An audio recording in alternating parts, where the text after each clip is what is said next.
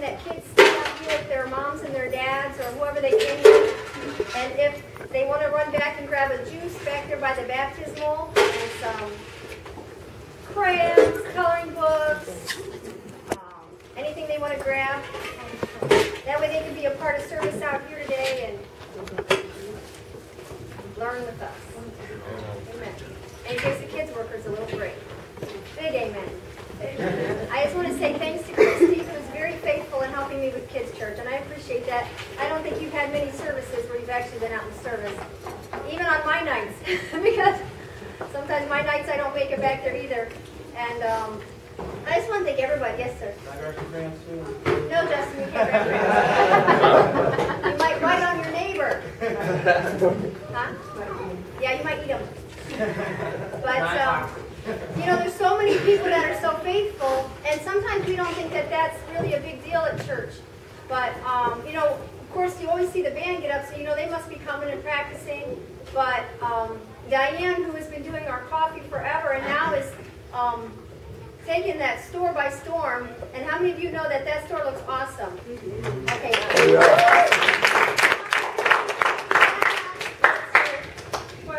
This is very boring. I know, it's very boring. Well, the music was okay. boring too, Josh.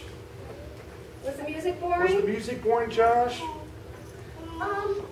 This is very boring. That's but the music wasn't boring, was it? Yeah. I love you, Josh. But and I want to thank all the volunteers who help us I don't care if it's 2 hours or 50 hours. And so we got Crystal, we got Barb, Michelle and Brett have helped out. Raise your hand if you've worked at the store. Cody? Robbie. Oh, Robbie? Yeah, Robbie helps once in a while. And who else? B. Because where there's Diane, there's B. And then I want to give a big thank you to Liz. Some of you don't know who stocks the food pantry most of the time. That's Liz. Raise your hand, Liz. That is Liz.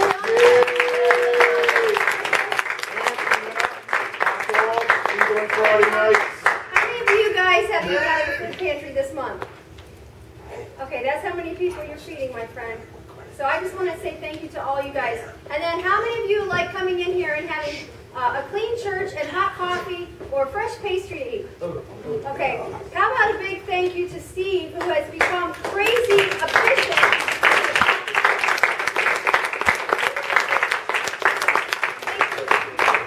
I don't even have to carry the bread from my car anymore. He knows where my van is. He gets here and he picks up the bread right out of my car, brings it in, and gets it all bagged up for you. I appreciate that. You don't even know how much. So, but I just appreciate, if I haven't mentioned you, please forgive me. But I just appreciate every one of you guys that comes in here and straightens chairs, because you know Bob can't sleep at night if the chairs are crooked. We all give it up for Pastor D.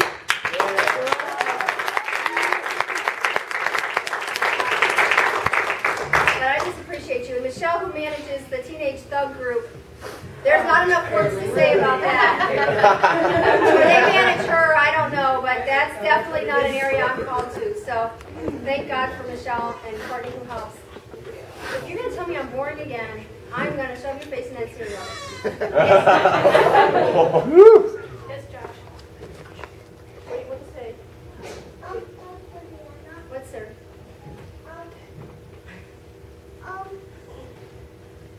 Think of something quick. Okay. Now I'm going to say what Pastor Bob would say. Now it's my turn to talk. Awesome. I love you. All right. So we're going to do a little bit of this, a little bit of that. We're going to have a little skit for you. And some of you are in the skit, you just don't know it yet, and that's cool too, because, you know, you got to always be on your toes. But happy Resurrection Sunday. It's kind of an interesting date, 3/31/13 this year. That absolutely means nothing special, but it's just kind of cool to look at. I like the number 3. But I wanted to share, before we get into this, the story today, just a little background on, show me the purple one, Josh. Yeah. Not you, I'm talking about the other Josh. Mohawk Josh. Okay.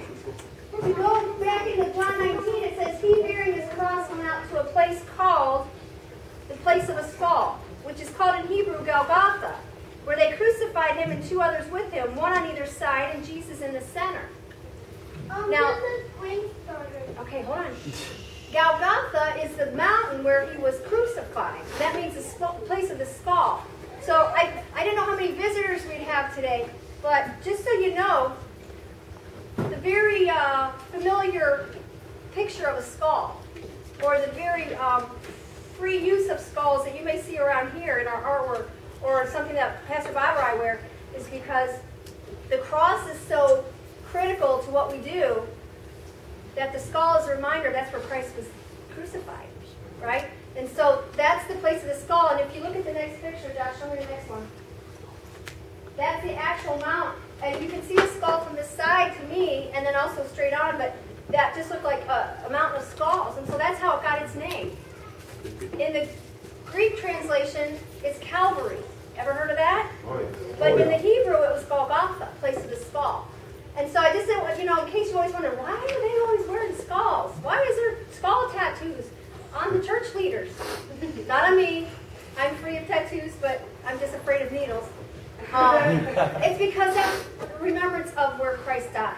And so there's a lot of neat stuff there. You don't hear a lot of churches called Golgotha Temple, but you hear Calvary Temple, you know. But that's just the name of, that's what, where Calvary got its name, is Golgotha. So I just thought that was interesting, and I wanted to share that with you this morning on Easter Sunday, that without the cross, that we have no reason to be here. If it weren't for the cross, his death and his resurrection, we would have no reason to give up our sleep time on Sunday morning. We'd have no reason to be here on Friday night and spend all this time and energy, and all you people who pitch in and help, there would be no reason for that. We might as well just join a social club, right? Or something like that. And so it's all because of the cross on Golgotha. All right. Now, I'm going to be in the Gospel of John tonight mostly, but I'm going to give you the short version of a lot of this. John 13 is the night of the Last Supper that Bob talked about Friday.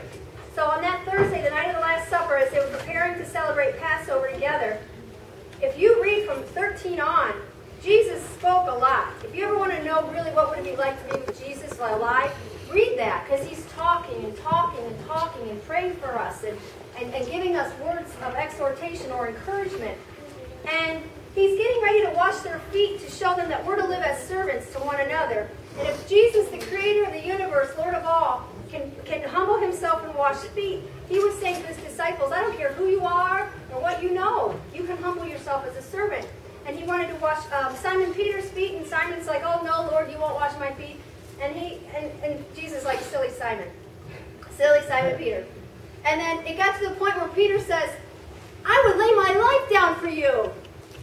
Yeah. And Jesus, knowing better, goes, you know, before morning time, when the rooster crows, not the roaster cruise, when the rooster crows, you'll deny even knowing me, not just once, but 3 times. He's like, that will never happen, right? Okay, so how many of you have had a time in your life where your faith was big? And you're like, I'm going to do this for God. How many of you? Just a show of hands. You had this moment of, oh, I'm going to do this, right? And before morning, you had already messed up big time. Okay, so you can relate to Simon Peter. That's where we're going to be today. All right, so John 18.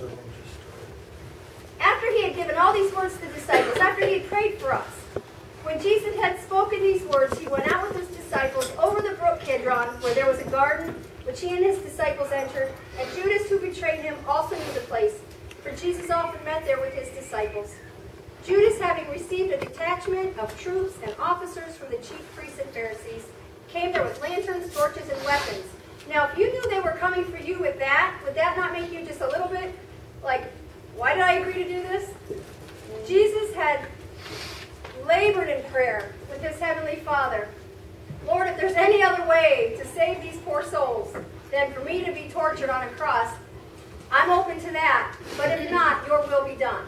And so here comes, you know, and it's easy to think about these things we want to do for God until the persecution comes. And then it's like, oh, no, that was probably just my emotions running wild. You know, maybe that wasn't God speaking to do that. It sounds good when you're in the moment until people with weapons come after you. Okay, so here's where Jesus is at.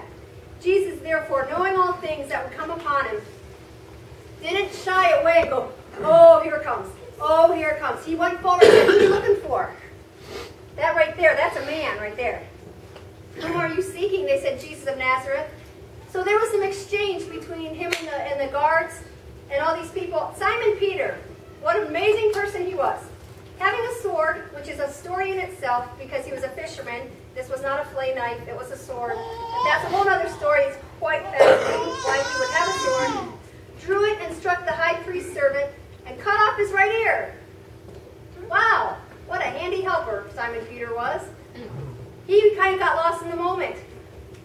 He didn't have a real sense of Jesus at all. He thought he knew Jesus. He said, I'll die for you, Jesus. And then as soon as trouble came, he wasn't seeing as God saw, that he had to do this. He's like, whoosh. And Jesus is like, you know I have to do this. I have to drink from the Father's cup, right? Meaning I have to do this. So what did Jesus do? He picked the guy's ear up and put it back on his head. Okay? All right. So let's go to verse 15, Josh. And Simon Peter followed Jesus, and so did another disciple. Now that disciple was known to the high priest and went with Jesus into the courtyard of the high priest. Now here's an interesting thing. How many of you feel like you're on the outside of the whole church world? You've never known anything about church until maybe just in the last year. How many of you never knew anything about church or religion or anything? Okay. That would be like you. Like you come to the door of this club or this church and you don't know, like how many of you have been to maybe a Catholic wedding, but you've never been to a Catholic service before, and you didn't know when to sit down, stand up, kneel, clap your hands, turn around, or what to do, right? Okay. So, I grew up Catholic, so that's, I can still recite the Mass. It's once you do it 500 times, you know it, right?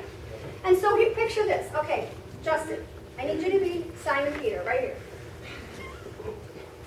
Greg, you're going to be the other disciple who knew and rubbed elbows with the famous religious leaders. So, they're following Jesus, okay? All right, Jacob, what do you got? Jacob, come here, Jacob. Colin, come here. All right, I need Justin and Joshua. You guys come here. We'll have twin guards. Come on. Ain't nobody done messing with the two of you. Especially since they're national wrestling champions. Okay, who else do I need? Okay, all right, Steve, you're a tall guy, come up here. All right, and Tim, jump up here. So picture this. Look at who I was going to have to, oh, Colin. You're Jesus. Woohoo! All right, so you're going to have your hands behind your back. I don't know if you've ever been arrested, just play like that, okay? Okay, Jacob, you be the guard. Hold on. You're Jacob, you're tall. Okay, so here's Jesus going this way. Jacob, you just hold on to him right there. Okay, he's the guard. Okay, you're the other disciple. You're Peter. Come on over here because you guys are hanging with him right now. You can't believe what's going on. Okay, now, we've got Steve, Tim, Josh, and Justin. You guys come on over here like you're in the place where other people want to be, but they don't have access. You guys are guards in that. You're part of this whole church court thing, okay? So Jesus is getting ready to be taken in here to be questioned, right? Now, you know these folks and they know you, like being the bouncer at a bar, okay? And so he takes them into here. Let me just have a chair.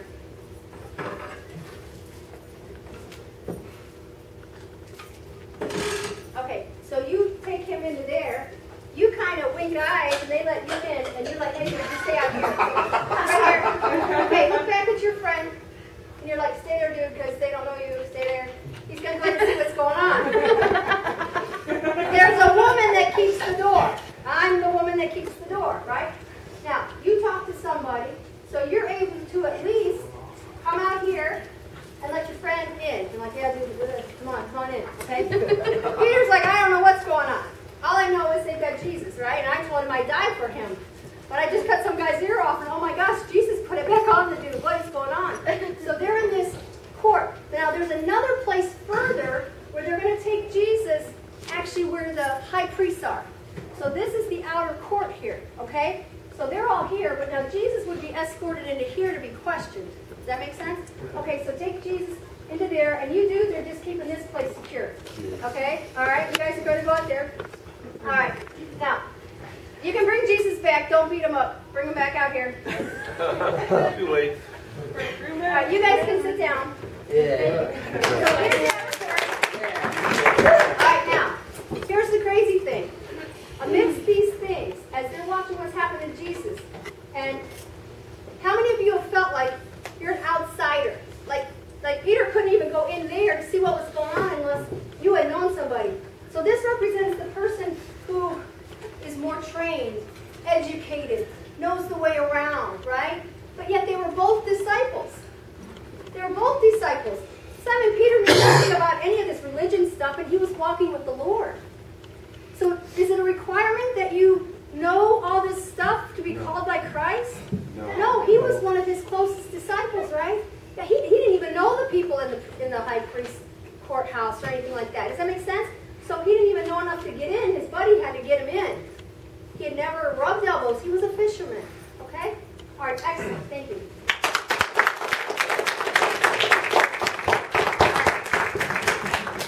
All right, so now that we have an idea of the story, let's look at this. It says, verse 16, but Peter stood at the door outside. Then the other disciple, who was known to the high priest, went out and spoke to her, who kept the door and brought Peter in. Then the servant girl who kept the door said to Peter, "You're not also one of the man's disciples, are you?" Okay, Peter, you're still in the game here. Say, "I am not." I am not. You don't even know Jesus? Come on, I know you were with him, right? So it says, verse 18, now the servants and officers who had made a fire of coals stood there. It was cold, they warmed themselves. Peter stood with them and warmed himself. So he's hanging in this courthouse that his buddy let him into, because there's these religious leaders and all this. So they're staying there by the dumpster of fire coal. Meanwhile, Jesus is being questioned by the high priest about what's he doing, what's he teaching, what's his plan.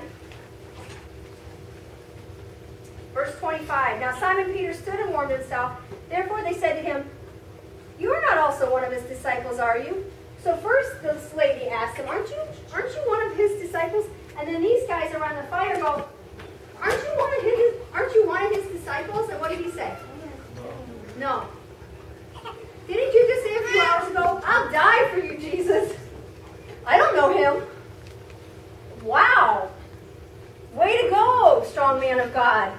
How many of you don't have to raise your hand, can say, "Yeah, I've been that bad. Like in 1 minute, I'm like, I'm going to do this for you, God." Oh, I don't think that was God. I don't think I heard him right. He didn't really tell me to do that. He didn't really tell me to stop doing that or start doing that, right? It's like that wonderful New Year's resolution. I'm going to quit smoking. Where did I put my cigarettes? Right after I finish this pack, right? All right. So he said, "I am not." And one of the servants of the high priest, a relative of him, whose ear Peter cut off. So now we even have a person who saw Peter in that garden cut off that ear that Jesus put on, and he heard about it. He was there. He knows who the guy was. And he's like, you were with him. And what did Peter say? No, I wasn't. So Peter is a hothead because he cut a guy's ear off. Peter has big dreams. "I'll die for you, Lord." Peter's a liar. Peter is a coward. I know. That's not very nice. I know. Peter then denied again immediately. A rooster crowed. So how must that feel? Not only to deny Jesus, who you said you died for, Jesus knew I was going to deny him. And he didn't treat him any differently. Jesus knew he would not be denied by one of his greatest followers. He wouldn't even, in the time of need, Jesus is being tortured. And Peter goes, "I don't know this guy." Because he didn't want to get the same treatment. How many of us have fallen and failed that miserably? For sure. When we're like, "God, look what you did for me. I am going to follow you. I'm going to tell my family about the cross. I'm going to straighten my act out. I'm going to do this. I'm going to do that. Oh, let me have a beer." Get smashed. "Oh, I'm going to do this for you, Lord. You are so awesome and holy. I want to walk holy.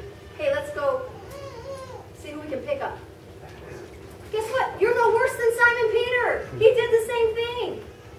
So this is a message this morning that guess what? What he did on the cross was enough.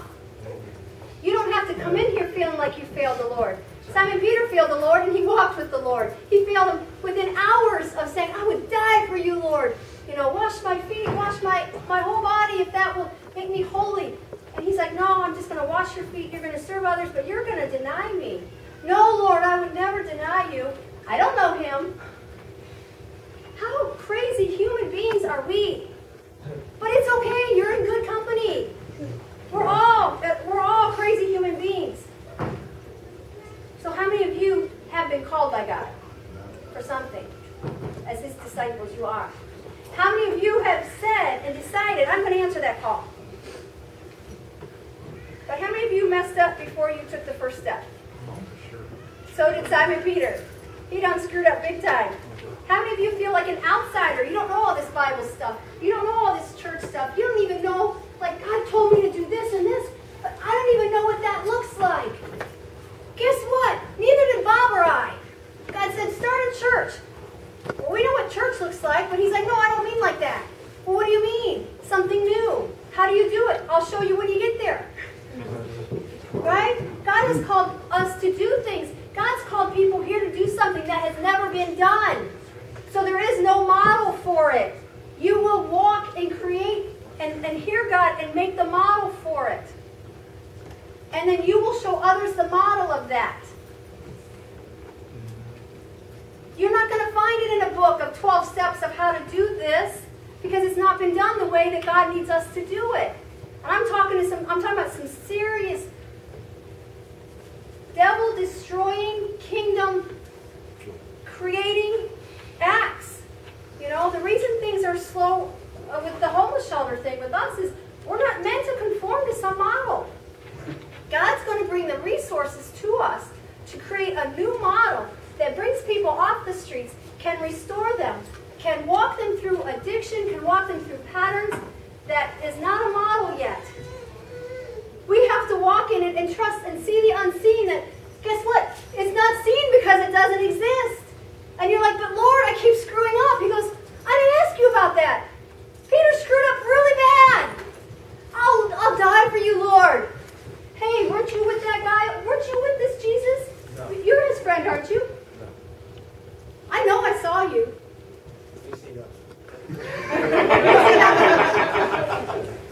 Right? Gee, that looks like someone who's going to save thousands of lives, right? For the gospel? Guess what he did? Simon Peter became one of the greatest preachers ever in the early church and brought thousands to Christ. Isn't that crazy? In fact, his name means rock. That doesn't sound like no rock to me. It sounds like a coward. Jesus sees you how you don't see yourself. So what he's called you to do, it may sound weird because you're like, Lord, that doesn't exist, so I must be wrong. How many of you have had truly a dream or a vision of something you're supposed to do, but you don't know how to do it because it's never been done? All in this place, but you can't do it. You mess up too much. You don't know enough.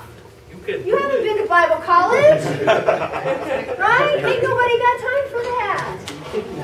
But you can. Simon Peter was no different than you. He was a fisherman.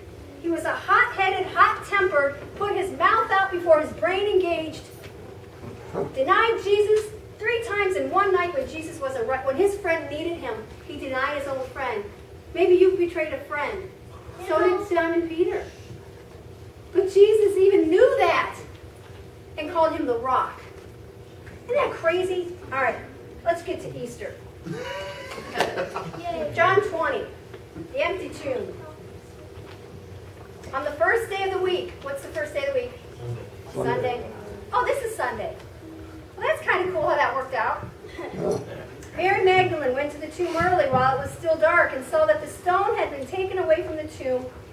Then she ran and came to Simon Peter and to the other disciple, which is funny, and the other disciple, which was John. John was writing this. He didn't say, and me. He said the other disciple. He often would refer to himself as the one Jesus loved.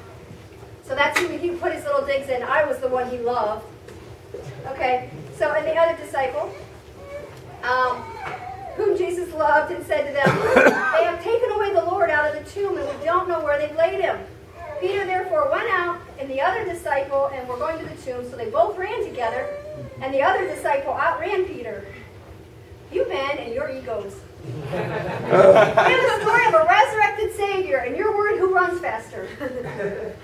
This was definitely written by people. Men. I don't think any women wrote the Bible. Did they? I don't think so. There were stories about women. But anyway, just so you know, John ran faster than Peter, because someone needs to know that. Okay. So here's this empty tomb. Can you imagine? Go ahead with the empty tomb. So they get there, and they're like, first of all, who would have rolled the stone away? Right? So, yeah, it's like, wow. Now, Jesus did not walk out through needing the stone to be rolled away to walk out. You understand? Because all those days he was in there dead, he was actually in hell kicking the devil's butt. Right? He was nowhere to go. Why would the stone be rolled away? So we could see he was no longer dead. Now, it wasn't enough to know that he was no longer dead. So Jesus actually comes back, just like this, to his disciples to say, gosh, don't worry. I have to go to my Father. I'm going to leave you a helper. So don't worry, okay? But we had not yet had that. But let's look at verse 5, next one. And he, stooping down and looking in, saw the linen cloths lying there, yet he did not go in. Then Simon Peter came following him and went into the tomb. He saw the linen cloths lying there, and the handkerchief that had been around his head, not lying with the linen cloths, but folded together in a place by itself. That's a story in itself. Then the other disciple who came to the tomb first, right, John, the master runner there. Then the other disciple went in also, and he saw and believed. For as yet they did not know the scripture that he must rise again from the dead. Then the disciples went away again to their own homes. Do you think Simon Peter was thinking as he saw those cloths, I cannot believe I pretended to not even know him when he needed me. I cannot believe I didn't even know him. I said I would die for you, Lord, and then I pretended I didn't even know you within hours. Right? We've all been to that level of failure. That's called epic fail, right? Is that what people call it? Epic fail, Simon Peter, epic fail. All right. So, let's fast forward a little bit. Jesus appears to his disciples a couple times. You know, the one with doubting Thomas and all that. So the disciples, because they're fishermen, are out fishing, can't catch anything. Jesus is on the shore and he goes, hey, try the other side. Cast your nets on the right side. And they're like, we're fishermen, but okay, right? Have you heard the story? So they put their nets in. They pull out all these fish. So many the nets should have broken, but they didn't. I think Jesus is just having fun with his disciples, actually. And you know what he did? He's the risen Lord. But you know what he did? He cooked them breakfast. He cooked them breakfast. So that's where we pick up the story. John 21, verse 15. So when they had eaten breakfast, Jesus said to Simon Peter, Simon, son of Jonah, do you love me more than these? He said to him. What did Simon say this time to Jesus? Yes, Lord, you know that I love you. He said to him, feed my lambs. He said to him a second time, Simon, son of Jonah, do you love me? And he said what? Yeah, yes, Lord, you know I love you. Tend my sheep. He said a third time, Simon, son of Jonah, do you love me? Peter was grieved because he said to him the third time, do you love me? Jesus asked him, if anyone should be grieved, Jesus should be grieved that he left him hanging in his worst time and pretended to not even know him. And Simon's offended because Jesus asked him 3 times, do you love me? Now why did he ask him 3 times? He had to deny, or he had to cancel out those 3 denials. He's saying, you know what? I knew you were going to fall. So I had already prepared grace for you. I knew you were going to mess up. I knew you were going to mess up, but I have great things for you. He said, Lord, you know all things. You know I love you. He said, feed my sheep. He did it 3 times because Peter denied him 3 times. God is a God of restoration. He's a God of grace. So don't you think that when you mess up, that your calling God put on you in that moment of high faith, and you said, yes, I'm going to do it, and then you had your season of low darkness in the pit, and you screwed up, and you fell back, and you did whatever, or you got afraid, or you betrayed God himself. God says, that's all right, I've already got your redemption planned. I've already planned to restore you. Let him restore you. Next picture, Josh. This is how I picture Jesus and Peter. Jesus already knows where you're going to fall flat on your face. You may even truly curse God. God, I hate you. God, why did you do this to me? And God is okay with that. He's big enough for that. Peter denied him at that very moment. He cut a man's ear off. He wasn't in his right mind. He was not acting like someone that was following Christ. He was acting like a crazy person. He was a liar and a coward. And Jesus says, you love me? Because he knows you love him. It's just that our actions get messed up sometimes. And so I picture this as Jesus and Peter and him coming to him and going, I already knew it. I'm good with it. I can handle it. My shoulders are big enough. Because guess what? It's not about us and our ability. It's about God and his grace. Isn't that awesome? So if you are called to do something great, and you can't do it, you don't know anything, you've not been trained, you can't see it, perfect! That must be God. Because if you haven't figured out, it's probably just you. But God's got bigger things than we can picture for ourselves. So you are not a failure. You cannot be unqualified. Let him restore you. Okay? Go ahead. An oldie but a goodie.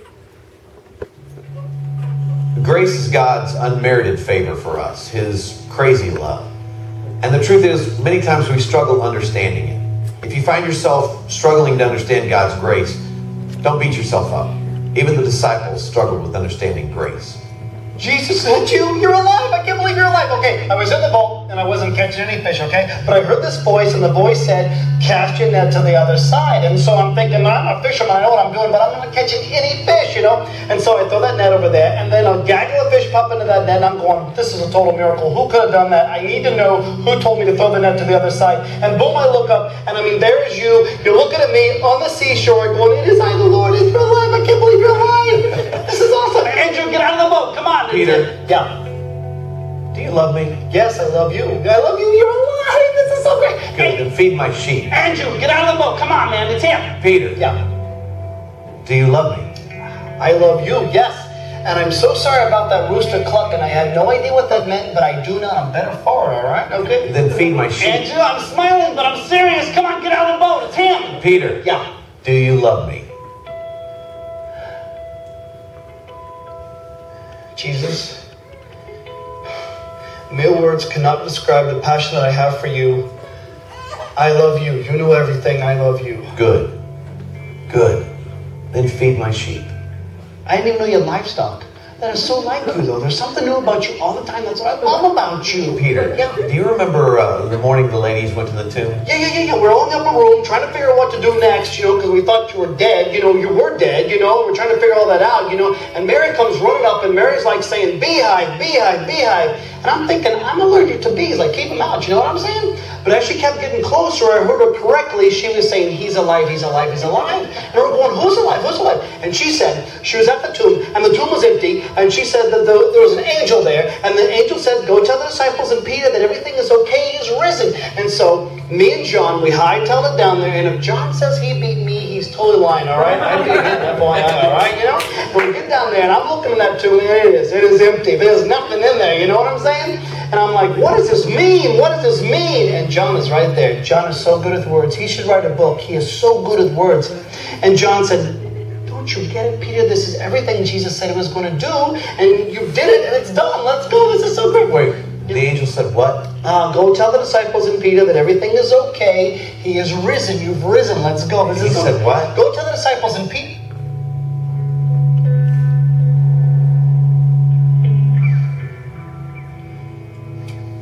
Go tell the disciples and Peter. You said my name. Why did you say my name? Peter, that's grace. No, I don't deserve that, because that night people kept coming up to me asking me if I belonged to you, if I was with you, and I kept denying you left and right, all right? No, it'll take me my whole life to make up for what I did. It was unforgivable for what I did. No. What I did on the cross was meant to take what is unforgivable and make it forgivable. That's my grace. It's not about you. It's always about me. That's grace, Peter.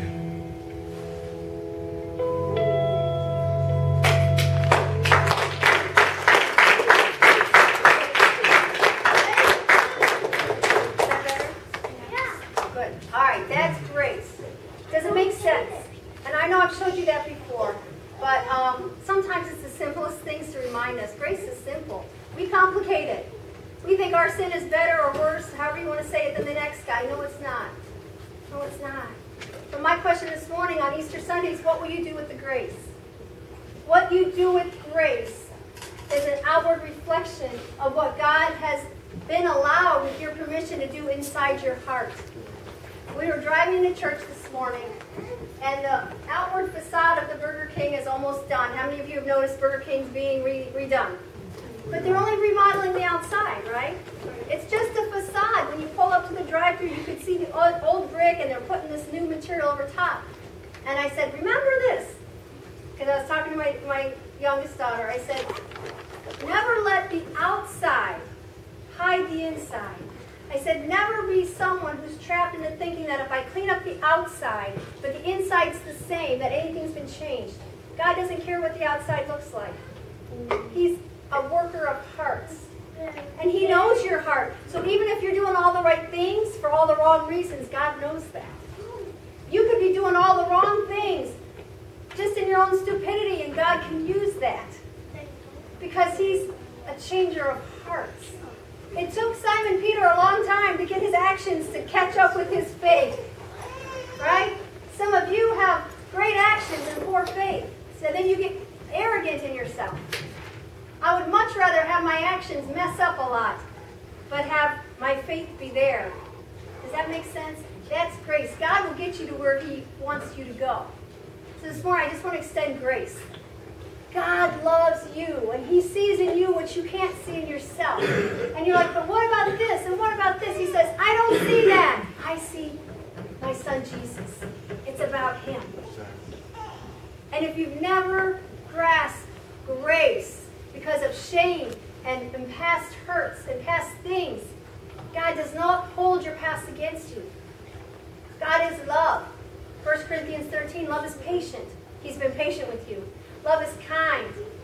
Love is not self-seeking. He doesn't have His own agenda. Love is not quick to anger. He believes the best about you. He never fails. He always hopes. He always endures. That's love. So, if there's ever a day to receive grace, you don't have to do anything. He did it for you. It's a gift. It's like Christmas. Come and receive grace. Okay? As we sing, they sing. You don't want me to sing. As they sing, I invite you to this time of prayer. Now, on Friday, we reflected on the cross. Today, I want you to receive the grace that only comes because Jesus is alive. The tomb is empty, and He comes to restore you for all of what we've done wrong, just like He restored Simon Peter. He will restore you. Does that make sense? It's free. It's for everyone. Come and receive that. I invite you to that this Resurrection Sunday. And know that God has called you, and He will equip you. And put aside your own failures, because that has nothing to do with it. That makes it about you.